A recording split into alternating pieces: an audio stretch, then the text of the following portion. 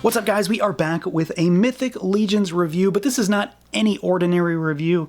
It is also a reveal for the Goblin Swigg from the upcoming Mythic Legions All-Stars 5+ wave. So I'm super excited to take a look at this little guy and to show him off and to give you an idea of what is coming in the world of goblins. But before we get started, huge thanks over to the folks at Horsemen Studios for allowing me the opportunity to do this.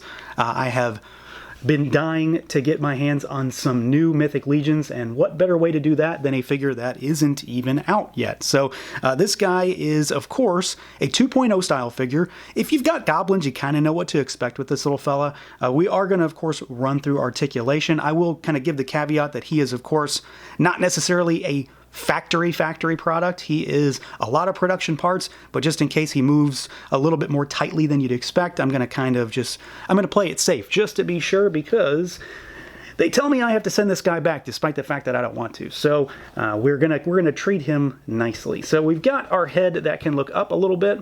He can look down really good. You've got tilt side to side, full rotation. Arms go out at the shoulders, and they of course will rotate. We've got single jointed swiveling elbow, rotating forearm, rotating wrist with our hinges, of course. Being a 2.0 style figure, he does have the diaphragm cut, so it allows you some bobble and some shimmy side to side. And then you've got your waist twist down here. You can hear that. We've got our legs that will go out. They go out pretty decently. I don't want to stress him too far. You kick forward, little kick back. We've got a thigh twist up there, single jointed knee. There is some rotation there also. And then you've got rotation at the ankle, really good rocker. And then you've of course got your hinges down there as well. So like I said, if you've gotten a goblin in the past that basically isn't gonks, you kind of have an idea of what this little guy is capable of. Very standard when it comes to Mythic Legions. And then of course he does have the added benefit of that torso, that diaphragm cut that is very normal to see with the 2.0 style of body. Now, of course, how this figure looks and what parts he comes with are just as important, if not more important, really, than how it moves, because not only does he have a new head sculpt, depending on how far into the Arethyr wave you may be by the time you're watching this, there's some new stuff here that is also present in that wave. So there's some parts that we're seeing that are old from the original 2.0, and then some stuff from some of the more recent waves. So we've got, again, a 2.0 style goblin, so he's a shorter figure. We'll do some size comparisons here in a minute to a regular Legions and then some other brands also. But we've got the segmented torso, so that's one of the telltale things for a 2.0, that diaphragm cut. But then, of course, his stature in general, being a goblin, makes him shorter and slender when it comes to comparing him to a lot of other figures. Now, he does have some parts we've seen before, a lot of parts we've seen before, really, but it's that sort of Dark Knight style of 2.0 armor. That's how I usually describe it anyway, when it comes to this torso and these legs and these forearms, really. So I like this combination of parts. It definitely gives off an evil vibe, and this armor is super gross and very old. It very much plays up the idea of what all the goblins tend to look like, where they have armor that they've just sort of cobbled together somehow to make it their own. He does have this new belt piece. Well, it's new in the sense that I haven't seen it in person yet. It's in the Arethyr wave. So this belt with the pouches and this buckle sits over top of our larger belt. The waist guard here, which has a lot of metallic and it kind of draws your eye to it. But obviously, what is the most striking thing about this figure outside of the head is the fact that we have got soft goods, and it's not just a flat piece of fabric that's hanging off of him. We have got a very specific sort of, skirt piece kind of thing down here, which is wired. And not only is it wired, the fabric itself feels a lot more premium than I expected, and they've definitely done something to it to sort of dirty it up, because it has this really rough and funky texture to it in a good way, funky in a good way. And of course the purple kind of flows from his head down to the soft goods, but it looks fantastic and it fits him really well. It's two different pieces, so this piece is its own piece, and this piece is its own piece. So he's got a lot of business between the torso and the legs there. but it helps to really give him a lot more life, basically. You can pose that, get it up out of his way when he's walking, when he's moving around, and it'll kind of, give him a little bit more energy and dynamic posing capability, rather than it being just some flat piece of fabric that's hanging down that you can't do anything with. So this is definitely a turning point for Legions, once we finally get a ton of this premium wired soft goods. It's a game changer, and it definitely makes this guy seem even more premium than a Legions figure already does. Now he of course has also some exposed hands, so he doesn't have gloved hands. We've got two different kinds on him here. So we've got a gripping hand for his right, and we've got one of the more expressive style posy spellcasting style hands, which works well for our Goblin Alchemist here. And then we'll talk more about the other hands that he has.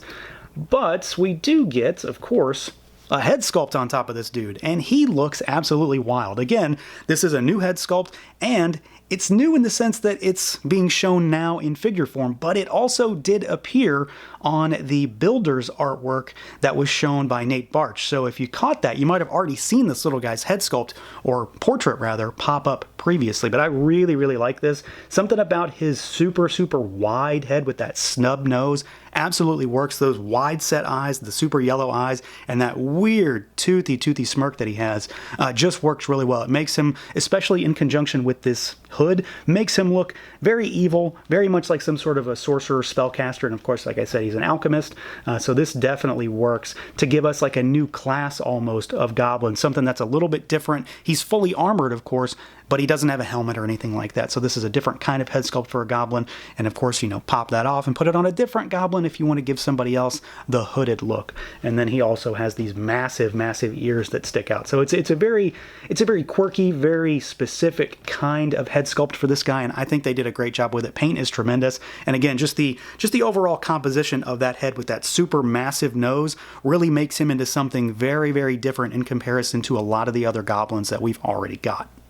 Now, as far as size comparisons go, goblins are, of course, on the smaller side. So if you're not familiar with goblins and legions, here's an idea of how they scale with a few different properties. So we've got a normal size 1.0 legions here on the left, Lord Dragul, and we've got a Super 7 Ultimates Tigra here on the right for some 7-inch style stuff, all, of course, from the Horsemen, either proper or in terms of design work.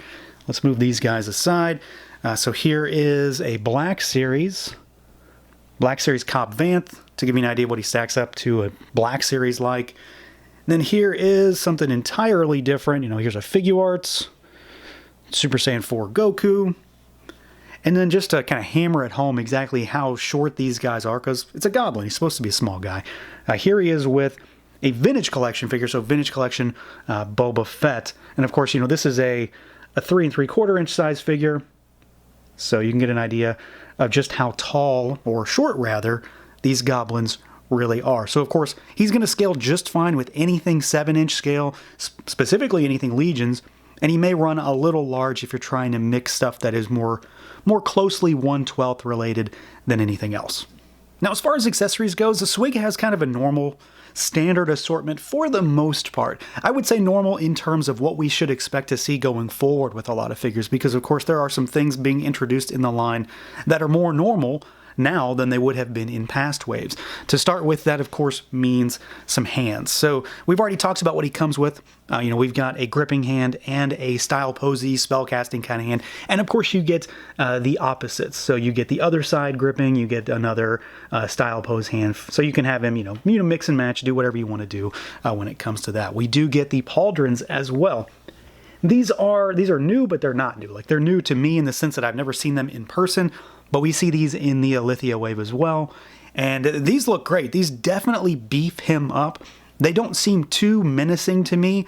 They just add a lot of heft. Like, they aren't those big spiky pauldrons that oftentimes go with this kind of armor in many configurations. So I do like this. They kind of look more leathery than anything else. They've got that deep brown that goes with some of the other armor elements that he already has.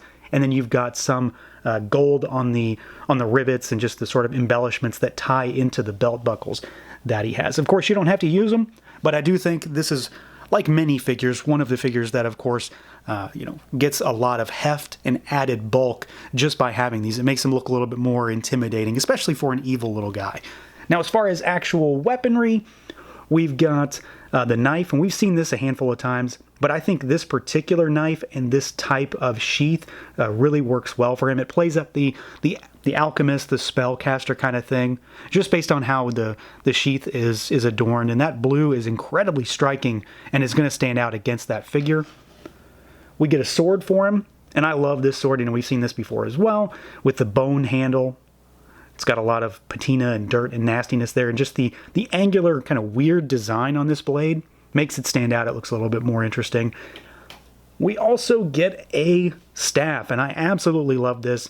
This is something that, you know, I know we're going to see more and more of this when it comes to Legions, but it's cool to get some of this stuff because we've seen stuff like this over the years, but I think we're going to see a lot more as we get a lot more spellcasting kind of figures. So you've got these red straps and then a lot of these golden bands with this nice blue bauble up on the top, which definitely is going to tie in to the sheath, so it all kind of plays off itself. And the thing is massive. I mean, it's about 1.5 heads taller than he is, so there's a lot of height to it. It basically looks like it's meant for a more normal size creature, normal size, you know, humanoid. Maybe he killed someone and stole it. Who knows what the story is there.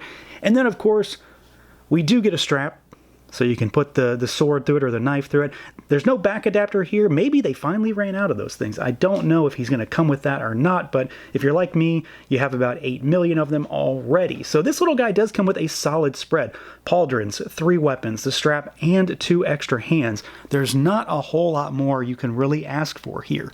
So yeah, overall, super happy with this guy. Again, it's fun to be able to get to reveal this figure for the first time, but to be able to have him and just play around with him in hand is a whole different experience, especially in conjunction with all the other goblin types that we've had for a few years now. This guy is entirely different. He's got the premium soft goods, he's got new accessories, he's got new parts, he's got that wild new head sculpt, and it's just a different type of goblin that you can throw in with your goblin horde, especially if you wanted to army build this guy, because now you've got the option for a hooded head with the soft goods. It makes him into something a little bit different that's going to stand out amongst your little army of goblins. So that's going to do it for this look at the Mythic Legions All-Stars 5+ Swig. Let me know what you guys think. Feel free to like, comment, subscribe, and share, and until next time.